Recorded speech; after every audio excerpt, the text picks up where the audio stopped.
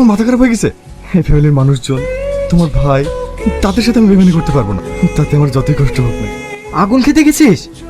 না, কেন? ওকে সারা বাড়ি খুঁজে পাওয়া যাচ্ছে না, ওর ফোনও সুযোগ বলছে। গেল কোথায়? এইদিকে আবার বরযাত্রী চলে আসলো। খেয়ে নিন। এরকম খেজুরের মতো মিষ্টি কোথায় পেয়েছো? মনে হয়েছে 2 টাকা পিস। যা দিয়েছি খেয়ে ওঠেন, আর না হলে হোটেলে ভাড়া দিয়ে যান। মিষ্টি তো পয়সা। যারা বাবার কালে মিষ্টি কখনো খায়নি, তারা মিষ্টি স্বাদ বুঝবে কি করে? খাবো না তোমাদের মিষ্টি। এই ফিটিটা কেটে ফেল। দাঁড়ান, আগে হোটেলের বিল দেন, তারপরে। বলো কত টাকা দিতে হবে? কেন দেখতে পাচ্ছেন না টাকা লেখা আছে? 50,000 টাকা দেন। আমরা মিষ্টির দোকান কিনতে আসিনি, খাইছে তো পচা মিষ্টি, যাতে 50 টাকা দিলেও লস হয়। এই নাও 50 টাকা বাড়ি 100 টাকা করে দিলাম। দেখুন, আমরা ভিখিরি না, তাড়াতাড়ি 50,000 টাকা বের করুন, নাহলে কিন্তু খুব খারাপ হয়ে যাবে।